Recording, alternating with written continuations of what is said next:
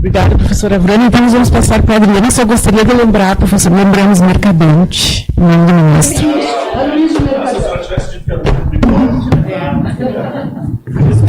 Quer que tem bigodes e bigodes, né? Só para não esquecermos, então a professora Verena falou sobre um ciclo de debates que está ocorrendo na URGS, comemorando o movimento de Córdoba, que faz 100 anos no ano que vem. Vai haver uma reunião das universidades latino-americanas e a URGS está promovendo debates.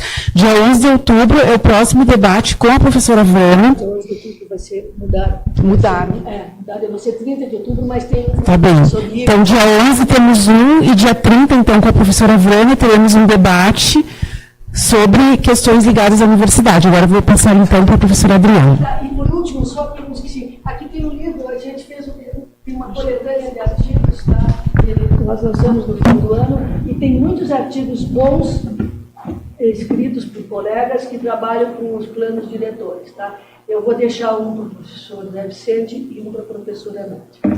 Tá? Os demais, deixa a sugestão.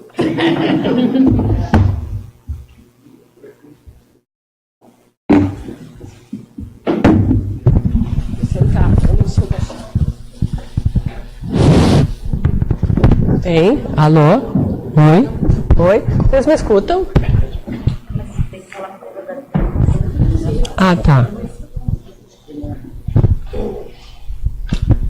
Bom, boa tarde. Agradeço o convite, né? E fico feliz de estar aqui. Já peço de cara desculpa, porque não faço parte dessa ideia de... o trabalho que eu venho apresentar aqui não está dentro da ideia do plano diretor da cidade. Nem de imagem. Mas por que me convidaram, não sei. Ninguém sabe, professora. Eu fico na dúvida. Ninguém sabe de nós. Não do que é esse nome. De todos modos, é assim, eu sou, como eu fui apresentada, eu sou publicitária, e eu trabalho com publicidade, e a publicidade em Porto Alegre, tá? A publicidade no Brasil, ela é vista como uma questão de uso de solo, na lei, tá? Então, na medida que ela é uso de solo, compete aos municípios fazer as leis que vão ordenar a publicidade.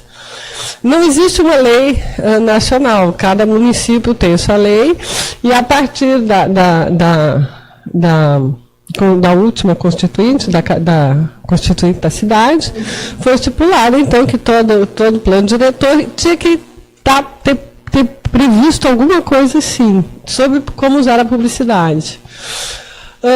Num estudo feito antes da tese, para levantar essas questões, a gente pode ver no Brasil leis muito antigas, como existe em Belo Horizonte, né? Ou mesmo São Paulo, ou mesmo Rio de Janeiro, tá? Que são leis assim que, à medida que muda o governo, muda o interesse econômico, muda a dinâmica da lei. Então, tem horas que tu pode botar um painel em cima do prédio, tem horas que tu não pode mais, tem horas que tu pode usar uma empena cega de prédio, tem horas que não pode mais, tem horas que tu pode usar, mas tem que botar... tem que ter um argumento cultural, então aqui tu pode fazer uma publicidade da Coca-Cola numa empena de prédio, desde que tu bote, imagino que sei lá, uma prenda tomando a Coca-Cola, porque daí tem a questão cultural, eu não sei, mas a lei vai mudando, tá? Essa questão da poluição visual urbana, ela chega ao ápice quando, em São Paulo, se propõe a lei da cidade limpa. Até lá, não havia nenhuma realmente preocupação com a normatização da publicidade de rua. Porto Alegre, diferente das outras capitais, aqui sempre se teve uma certa preocupação com isso. Não por parte dos legisladores, mas por parte dos próprios exploradores de publicidade. Os donos das empresas de mídia exterior, entre eles, combinaram certa distância entre um painel e o outro, mais para poder melhorar a visibilidade do seu painel do que para ajudar a cidade. Mas nós tivemos sorte, ao final, porque nós não temos uma cidade efetivamente poluída se comparada com São Paulo. Tá? O centro da cidade era muito feio e ele foi limpo. Mas numa pesquisa feita nos Estados Unidos sobre poluição visual urbana, no final do século passado, nessa pesquisa se indica que o elemento da cidade que mais polui visualmente são os postes e os fios. E lá em terceiro ou quarto lugar é que vai vir a publicidade. A outra coisa também que se percebe é uma confusão entre aquilo que é publicidade de rua e aquilo que é placa de loja, letreiro de loja. Então, quando se fala, os leigos falam de poluição visual urbana, apontam para os publicitários.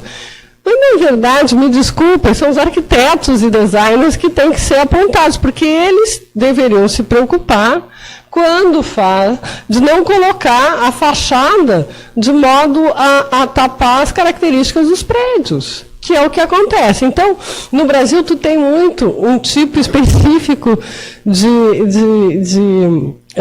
loja com os letreiros, que é chamada vitrine com coroamento, tá? Que se tu desce a Protásio Alves, tu vê o tempo inteiro. É uma vitrine grande, uma placa com o nome da loja, que tu não vê o prédio atrás. Então parece que é tudo o mesmo prédio, e não é, são prédios diferentes.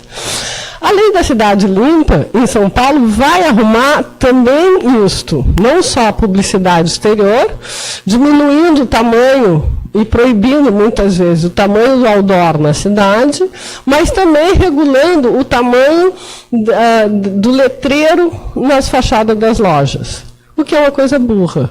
Desculpem, porque é uma lei, uma lei para toda a cidade, e a cidade não é igual. Então, a lei poderia servir se ela fosse de acordo com o tamanho do prédio, o tipo de atividade do prédio e etc. Distância, tamanho de rua, quer dizer, tem muitas variáveis que estão envolvidas para definir se o uso daquele letreiro vai ou não poluir. E, inclusive, perguntar para quem mora ali, naquela região, se polui ou não. Porque, na verdade, a questão da poluição visual urbana, antes de ser uma questão técnica, é uma questão cultural. Porque quem polui a cidade somos nós. Quer dizer, é o dono da loja que bota um letreiro grande. Então, ele bota um letreiro grande porque deixa botar um letreiro grande porque o vizinho não reclama do letreiro grande. E porque as pessoas continuam indo na loja mesmo com aquele letreiro grande. Então, é uma questão realmente cultural. A lei da cidade limpa ajudou São Paulo muito. São Paulo é outra cidade, efetivamente. Mas é meio difícil a gente acreditar numa lei que acabe com tudo. Tá? E que não proponha um gerenciamento orgânico para a cidade como um todo. E eu acho que toda cidade que tiver espaço para ter uma Times Square, merece uma Times Square. Mas não é toda cidade que tem esse espaço. E eu não posso botar uma Times Square em qualquer lugar. Então, da questão de lei e de publicidade, o que eu tenho para falar para vocês é isso. Porto Alegre é uma cidade mais ou menos controlada e é por uma questão do próprio mercado publicitário de querer fazer isso. Nós tivemos, eu acho que no final do século passado, começo desse século, nós temos uma prefeitura que se preocupa com isso e faz 2 manuais para se fazer publicidade e se fazer placa de loja. São 2 processos aqui em Porto Alegre distintos, e os 2 tu tem que pedir permissão, e a questão é medida, tu não tapar a saída de luz e coisas assim. Mas não tem uma preocupação relativa com o espaço. A lei é a espacial, porque ela serve para qualquer lugar da cidade.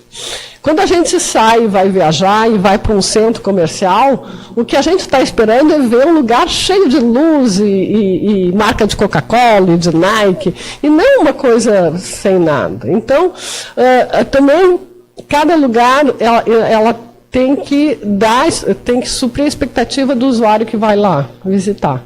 E esse é um parâmetro que é pouco usado na arquitetura. Quer dizer, tu perguntar para o usuário, para a pessoa que está usando aquele lugar, como é que ela sente e o que ela precisa. Então, em Porto Alegre, nós temos uma lei que é igual às outras, vai reservar, vai restringir o patrimônio, nosso patrimônio cultural vai ser mais antigo, vai ser mais ou menos cuidado, tá? Mas tem muito que avançar ainda. Leis sobre publicidade, sobre ordenamento de publicidade, de signs, né, de sinais urbanos, que são interessantes para ver, se vocês quiserem, é na Inglaterra. A Inglaterra tem uma lei que é nacional, que é geral, e depois coloca as especificidades para cada região. Então, tu vai ter, por exemplo, em Oxford, onde eu já tive a oportunidade de estar 2 meses, tu pode ter lá um McDonald's, mas ele está adaptado às características da arquitetura do prédio. Então, eu não posso botar aquele M grande, azar o meu, vai ser bem pequenininho para combinar. E todo mundo encontra o McDonald's. E o McDonald's passa a ser usado porque ele também não atrapalha. Porque outra coisa que a gente sabe é, se o ambiente não está de acordo com a expectativa do usuário, é muito provável que o usuário vá estragar o ambiente. Então, quanto mais pichação tem na cidade de Porto Alegre, maior é o indício que o cidadão não está gostando da cidade como está. Essa que é a questão. Tirando os malucos que pintam quando querem. Mas, na verdade, a pichação ela é muito uma expressão de desagrado. Desagrado com o que está acontecendo. Pichação, tá? Não grafite. Grafite é outra coisa. Hã? Não é o Dória que está falando. Não sou, não, nem um pouco. Então, assim, por último, fechando a cidade limpa, além da cidade limpa, o que aconteceu? Em São Paulo nós tínhamos um símbolo que todo mundo conhecia, que era o relógio do Itaú, né? Cadê ele? Não pode ficar, porque como é que eu vou aplicar a lei? Aquele relógio poluía? Não, mas tinha, entende? Aplicando uma lei assim, generalista, vamos tirar tudo e vamos começar do zero, bom, foi o que aconteceu. A cidade para andar em São Paulo é muito melhor, é verdade, mas tem características que ela perdeu que ela não precisava perder. Então, é isso. Mas o que eu vim tratar aqui é sobre a minha tese de doutorado, tá? Que eu não trabalho com imagem. Na verdade, assim, eu sou publicitária, eu tenho uma especialização em marketing, então a minha área é bem na área da publicidade. E eu fiz mestrado em semiótica, onde eu estudei o processo o processo de produção de sentido. Tá? Então, eu estudei o processo de criação e a criatividade em agência de publicidade, como é que se dava. Tendo isso pronto, me disseram, você tem que fazer doutorado. Eu, ai, meu Deus, o que eu vou fazer? Eu vou fazer o contrário. Aí tive uma ideia ingênua. E pensei assim, vou estudar, então, a recepção da publicidade de rua. Não existe isso, gente. Fiquei estudando e assim. Na minha área, na área da comunicação social, não existe como estudar o que eu queria. E, na verdade, não há uma recepção como se tem em rádio, em TV ou em revista, da publicidade de rua. O que se tem é uma percepção dessa publicidade. Partindo dessa ideia, eu comecei a pensar como é que eu vou criar uma metodologia para estudar isso. Então, eu parto da premissa, óbvio, que a gente percebe a publicidade, a comunicação visual urbana, porque daí eu tinha que ser tudo que estava escrito na cidade, né? A gente percebe a comunicação visual urbana em condição de movimento, ninguém fica parado, a não ser aquele sujeito que quer olhar, assim, ou o turista, talvez, mas O usuário da cidade, ele passa pelaquilo sem prestar atenção. Tá? E, então, eu decidi que eu ia analisar essa percepção, mas que essa percepção, por observação minha, ela era diferente, óbvio, para quem andava de carro, para quem andava de ônibus, para quem estava dirigindo, para quem estava do lado, para quem andava a pé, para quem andava de bicicleta, enfim, de skate. É uma quantidade enorme de modos que tu tens de se deslocar pela cidade. E desses modos, eu escolhi 2 por uma questão de poder aplicar a pesquisa, tá? Que é o sujeito a pé e o sujeito em transporte coletivo.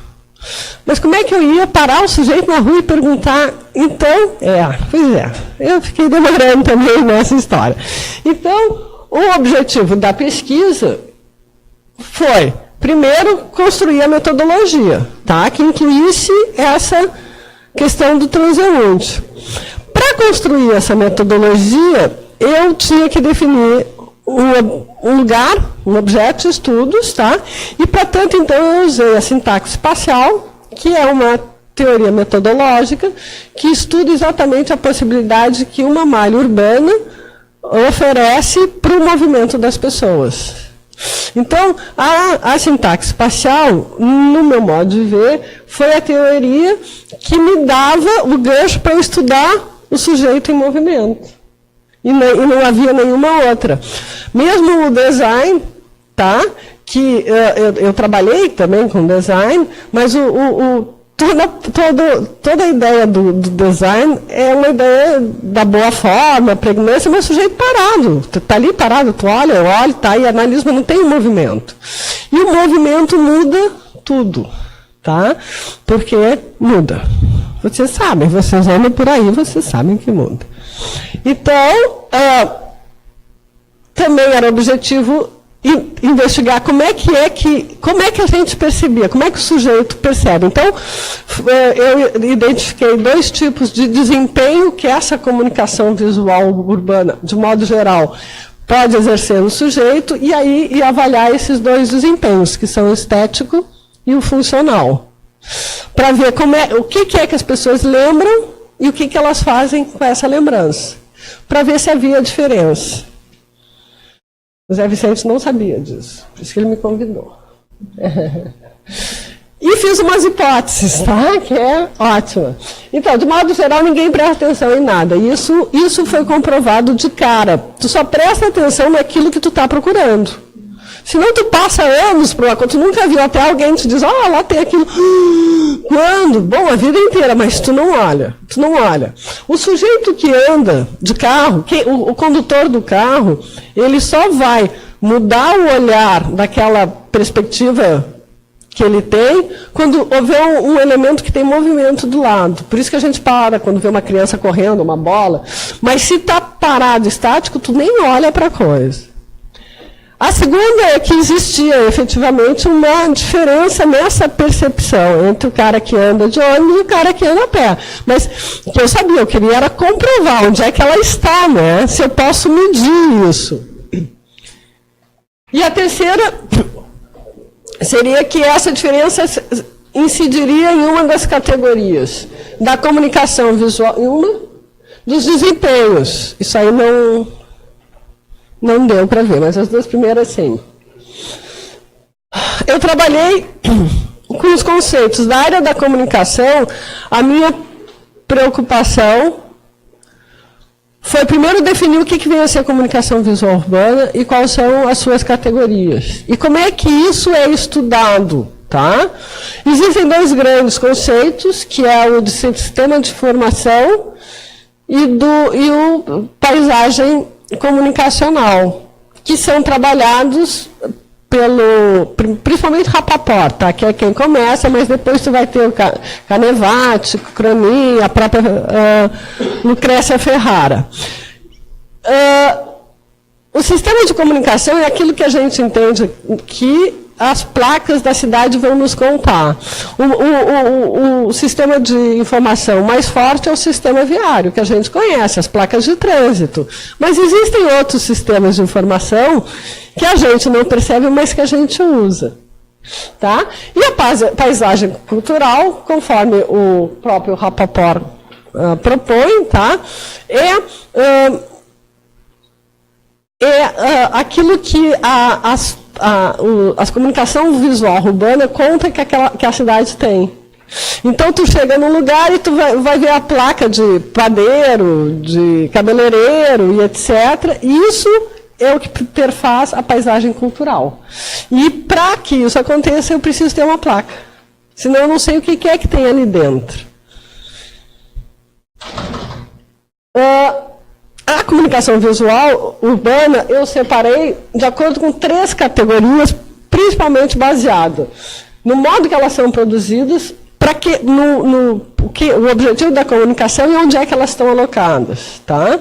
Porque eu posso ter uma placa da Coca-Cola em cima, do lado do nome do armazém, e essa placa vai me dizer que tem Coca-Cola no armazém. E eu posso ter uma placa de Coca-Cola no outdoor que vai dizer que existe Coca-Cola no ar, mas que não está, por favor, compre Coca-Cola, mas não é aquele lugar embaixo do outdoor que está vendido. Então, a alocação da placa vai dizer mesmo para o leigo alguma coisa diferente. Então, esses 3 é que me deu. E aí eu coloquei esses nomes. Comunicação de ponto de venda, porque eu sou da área do marketing. Tá? A sinalização urbana, porque isso aí existe e é forte. E polui, quando tu bota proibido parar numa quadra inteira, está poluindo. Não está informando, sabe? E a mídia exterior, que é essa que tu promove um produto fora do seu lugar de venda. Comunicação de pontos de venda, então a gente tem de tudo quanto é tipo, tá? Isso aqui, esse da Diora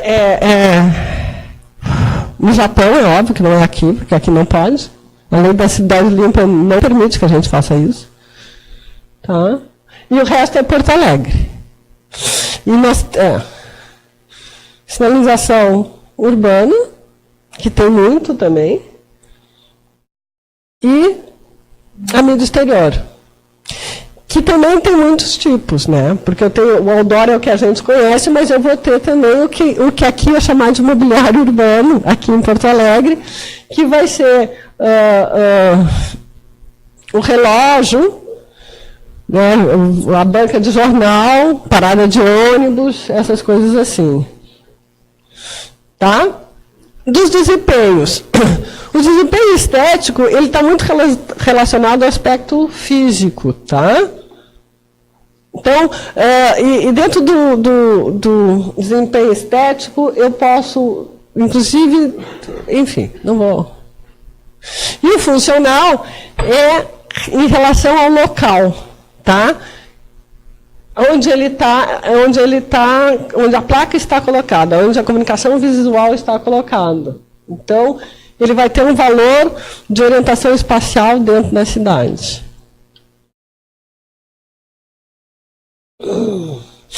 Para fazer, então, a metodologia, acabei com matei a história, a parte da comunicação, tá? Defini quem são, o que é, e botei em 3.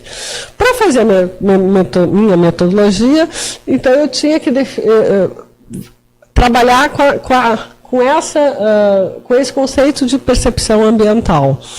A percepção ambiental, que também é conhecida como psicologia ambiental, é uma área multidisciplinar, tá? E que vai trabalhar desde tu perguntar para as pessoas o que elas pensam, até simplesmente fazer uma avaliação técnica de umidade, de ar,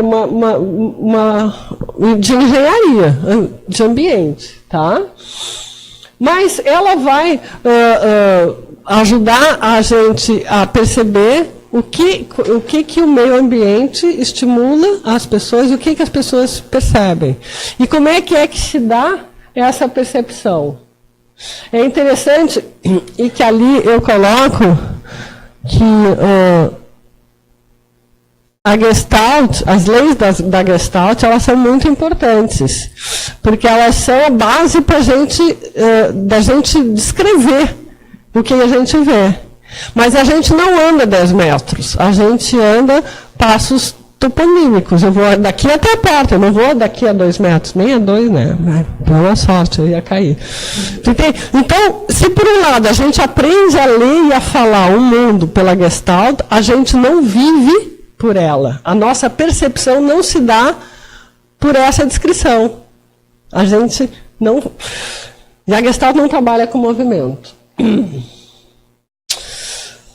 Então, eu precisei, dentro da percepção ambiental, trabalhar com a avaliação do ambiente, que o Kevin Lynch é o autor mais referenciado, e ele vai fundar, na década de 60, ou retomar, né, na verdade, porque antes se tinha, todo um entendimento, um olhar sobre a cidade, sobre o cidadão da cidade, não só a cidade. Posso mudar? Eu odeio ler isso. Parece que eu estou chamando as pessoas de analfabeto. Hã? Então, assim, na avaliação ambiental, a gente vai medir o que o ambiente traz para pessoas pelas respostas que as pessoas dão. E tem dois tipos de resposta, né? As formais e as simbólicas. Variáveis formais e as simbólicas. As formais vão enfatizar os elementos formais, cor, tamanho, etc. E a simbólica, os significados que a gente tem dos lugares. Então, tem lugares que a gente vê como bom, como ruim, e a experiência vai estar na resposta. Junto com a avaliação ambiental, como eu comentei com vocês, eu tive que trabalhar com a sintaxe espacial, que é essa metodologia que vai propor que a configuração da malha urbana, tá, é o gerador primário dos movimentos. Então, é uma malha urbana, é a configuração da malha urbana que vai permitir os encontros ou desencontros das pessoas. Dito de outro modo,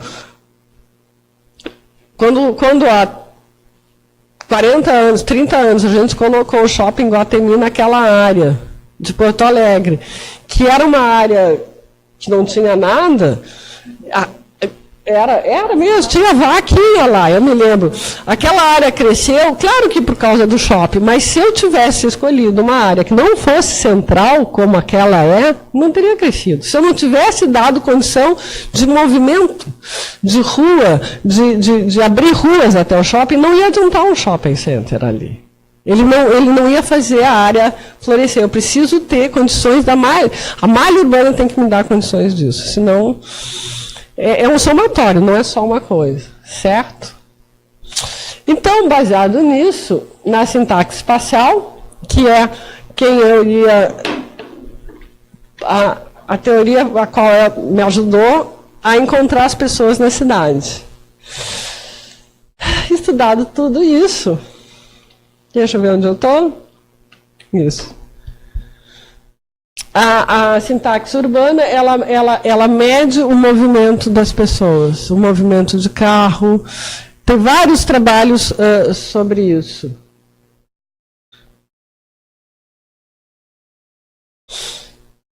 Então, eu propus o seguinte, existe uma percepção diferencial, tá? Que vai dizer, o sujeito que anda de carro, ele percebe a cidade achatada. Diferente do sujeito que anda a pé, que consegue perceber todas as formas. O outdoor grande surge só depois do carro, porque eu precisava de uma coisa grande, achatada, para quem anda em alta velocidade poder olhar. Ele vai surgir por causa do carro, e não diferente. Tá? E aí, dentro da avaliação do ambiental e da percepção e da sintaxe espacial, existem 3 conceitos, que são 3 grandezas que se trabalha, que é a imaginabilidade, que é do Lynch, que se refere àquele objeto que tem características que faz todo mundo lembrar. Então, ele passa a ser um marco da cidade. Porto Alegre tem. Não me lembro bem qual, mas tem.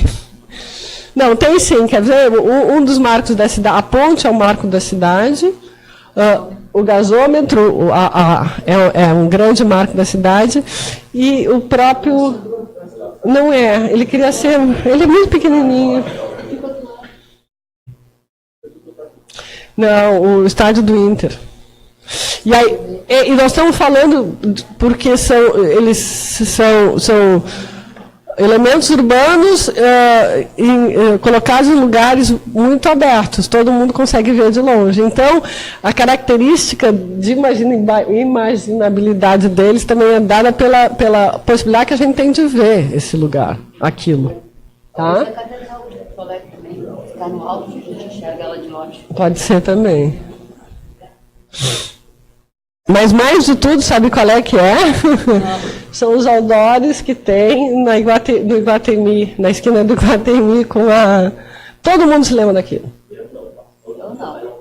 Tá bom, todo mundo que eu entrevistei, menos ele. Tá. A outra grandeza que a gente tem para poder fazer avaliação é a legibilidade, que é a legibilidade, a qualidade de uma cidade a qualidade que uma cidade tem de tu poder imaginar ela facilmente na tua cabeça, de tu poder entender a cidade, como é que ela se movimenta, como é que ela é. Hã? Não deve ser. Não, quer dizer, eu sei que não é. Tá bem. Eu acho, mas não é, né? Não é. Até porque tu fica centrado só na ponta. Né? E por último, inteligibilidade, que é uma grandeza da sintaxe, não da avaliação ambiental, que vai dizer sobre a malha urbana, a possibilidade que tu tem de se movimentar sem se perder. Inteligibilidade e legibilidade é muito próximo, tá? Então eu juntei esses dois, mas são de teorias diferentes. Então, assim, uma cidade boa, de acordo com Lynch, é aquela cidade que tu te movimenta sem se perder. Que tu tem marcos fáceis, que tu vai daqui, tu sabe onde dobrar, e etc. Isso é uma cidade boa. Como é que eu fiz? Aí tá. Então tá. Então, eu peguei... O que eu imaginei? Eu nem sei o que está escrito aqui. O que eu imaginei? Eu peguei... Primeiro eu tinha que escolher o lugar em Porto Alegre onde eu ia aplicar o questionário. Tá? Que eu ia aplicar o questionário. E aí eu me dei conta que para eu poder comparar os dois, eu tinha que aplicar o questionário no mesmo lugar. Então eu primeiro, óbvio, né? Então eu primeiro apliquei para quem andava de ônibus num trecho mais longo da via. E depois eu apliquei, aí coloquei, como é que se diz? Tabulei o resultado, vi onde é que era mais citada as lembranças de comunicação visual urbana, e aí naquela quadra eu apliquei o mesmo questionário, só que, né, adequando ao pedestre para o pedestre. E aí eu pude comparar os dois. Foi assim que eu inventei. Porque doutorado a gente inventa. Tá, então é o que está escrito aqui. Tá? Então, para selecionar as ruas, eu peguei a sintaxe espacial. A sintaxe espacial me mostra quais são as ruas mais que têm possibilidade de maior movimento em Porto Alegre. Eu peguei as que têm maior movimento, dentro das que têm maior movimento, as que têm ônibus, dentro das que têm ônibus, as que não tinha árvore. Porto Alegre tem muita árvore também. A rua com árvore não ia me ajudar. Eu precisava ter visão, né? Tá?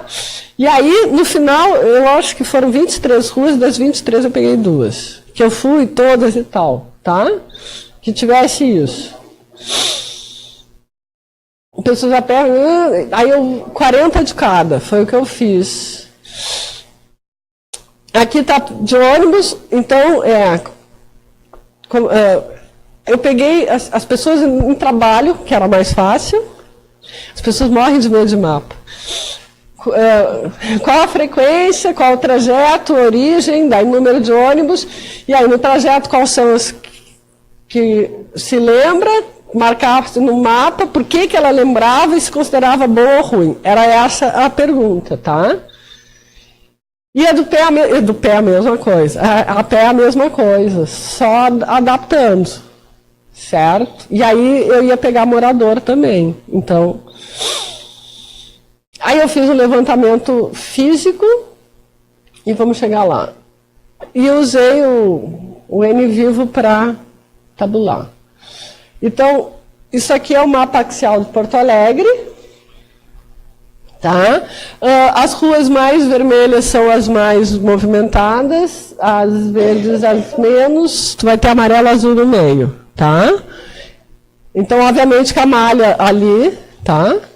Então, eu estudei o plano diretor de Porto Alegre para chegar até aqui, então é interessante que as vias são as vias formadoras, né? É muito bonitinho isso, tá? Então, essa é a zona que tem mais movimento. Dessa zona, eu peguei Cristóvão Colombo e Benjamin Constant. Primeiro, porque elas estavam dentro do escopo. E segundo, sabe por quê? Era muito fácil aplicar ali. Porque eu vinha para cá, aqui, e aplicava tanto de quem vinha de fora da cidade pela Benjamin, como quem vinha do centro pela Cristóvão.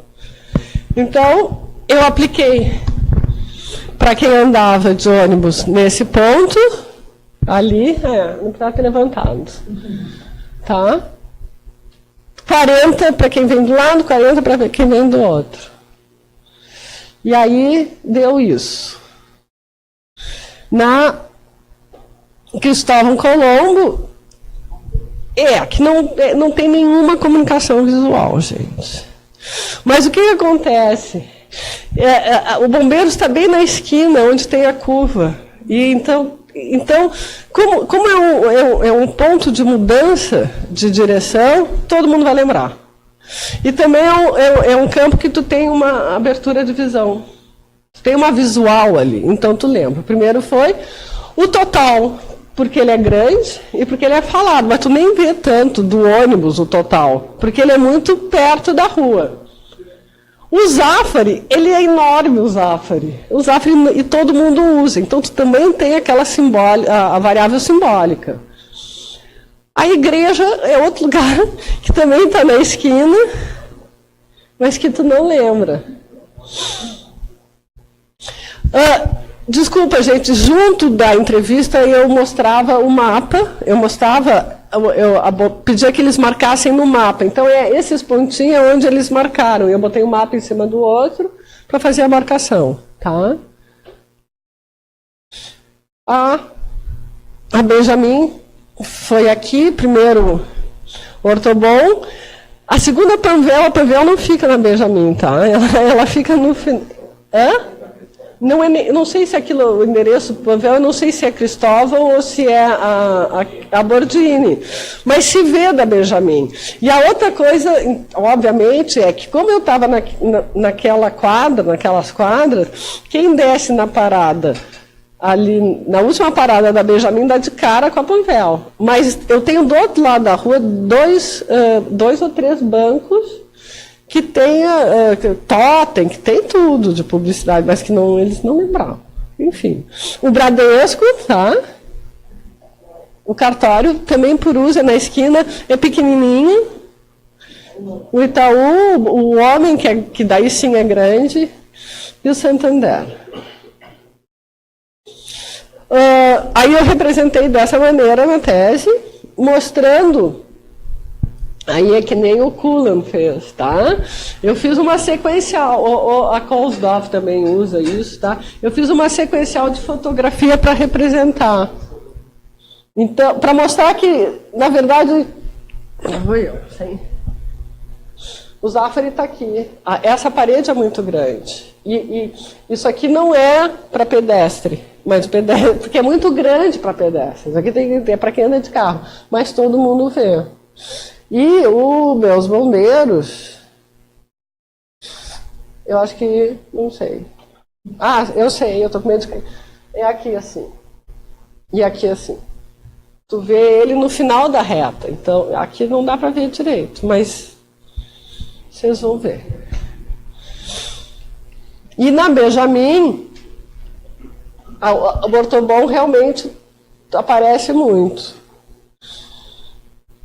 Tá aqui os bancos. Isso aí. .com.br. A pé. Então, a pé, só numa quadra, quer dizer, uma, duas, são 3 quadras que eu peguei, que é onde se marcaram mais a comunicação visual urbana. E aí lembraram o Zafari, bombeiros, tá? Nessa Casa dos Vidros. E aí, primeiro assim, é muito maior a lembrança de quem anda a pé do que de quem anda de ônibus. Porque quem anda a pé vê muito mais elemento em comparação a quem anda de ônibus. E tem umas coisas...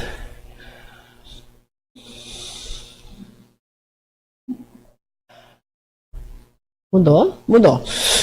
Na Benjamin, tu tem uma diferença, né? Primeiro o cartório, depois a loja Homem, e aí vem TNG, Correio. O Correio é bem pequenininho, mas tem. Vou mostrar para vocês. Então aqui eu botei os dois juntos na Cristóvão, a pé e de ônibus. O a pé é vermelho, de ônibus é azul. Tem muito uma quantidade de lembrança de quem anda a pé. E aqui a mesma coisa na Benjamin.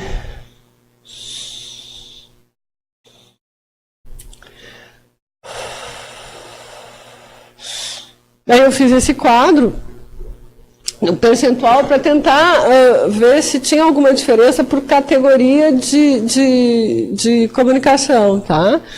E, na verdade, não necessariamente, mas, enfim, muito pouca gente vê a sinalização de urbana pública, porque, na verdade, quem está no ônibus não está preocupado, não está dirigindo, não precisa ver. E quem está a pé, menos ainda, né? Eu fiz um teste piloto com um taxista. E os taxistas, eles viam tudo, inclusive a zebra, de passagem de pedestre. Coisa que eu nem me lembrava que era comunicação urbana, mas é. Tá? E daí eu coloquei isso... Que é visual é bom, né? Essas bolas aí que eles fazem. Então, a diferença na Cristóvão Colombo de a pé e de ônibus. Mas não era nada tanto que eu ficasse animado.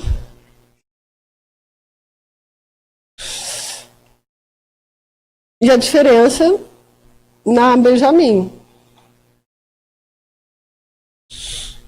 O que é interessante é o motivo. Aí, quando eu pergunto para eles por que é que eles se lembram, a pé vai ser por ver sempre. Mas de ônibus, e é isso o que eu queria comprovar, é porque marca o caminho.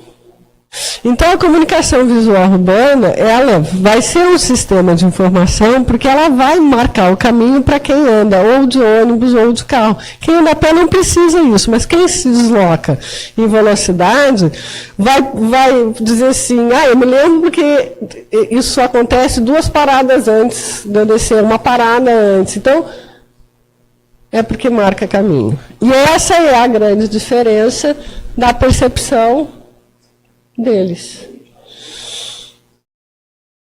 Então, assim, os resultados mostram que o desempenho estético tanto faz, mas, quer dizer, é percebido tanto para quem anda a pé, para quem anda de carro. Tá? Mas que o desempenho funcional é que marca a diferença. Ou seja, para quem anda de ônibus, a comunicação visual urbana serve como referência para o caminho. Isso. Então, eu consegui construir a metodologia, tá? Eu caracterizei efetivamente e pude avaliar. De modo geral, quando eu perguntava para as pessoas qual é a comunicação visual que tu te lembra, todas diziam, eu não lembro de nada, não tem nenhuma. Aí eu insistia, mostrava o mapa e aí as pessoas começavam a lembrar. Então, ninguém lembra de nada. A minha primeira hipótese foi absolutamente comprovada. Tá? E se existe existe uma percepção diferencial, sim. né? E, por último, se incide sobre as categorias, eu não pude comprovar, nem dizer que não, porque não tive dados suficientes. Ali não mostrou tanta diferença. Isso aqui não está na tese, mas eu trouxe só pela discussão que junto, eu tirei para escrever o livrinho, né? Mas na pesquisa da tese, eu coloquei mais 2 perguntas, que era, de modo geral, para essas 80 pessoas. Qual é a comunicação visual que tu se lembra em Porto Alegre? Então, a mais citada foi a do Iguatemi. E as pessoas que eu perguntei, a maioria não morava em Porto Alegre, nesse lugar. Muitas moravam fora de Porto Alegre, que vinham trabalhar, tá? Mas passavam por aqui. Então, a mais citada é a entrada do aeroporto. E aí eu perguntei por que se lembra. E aí a resposta veio essa. Ou é porque era na entrada da cidade, então é tudo ambiente, tu tem um ambiente aberto para poder ver isso, tá? Ou é chamativa, cor iluminada, que dá movimento, isso tudo é diferente. E é isso, muito obrigada.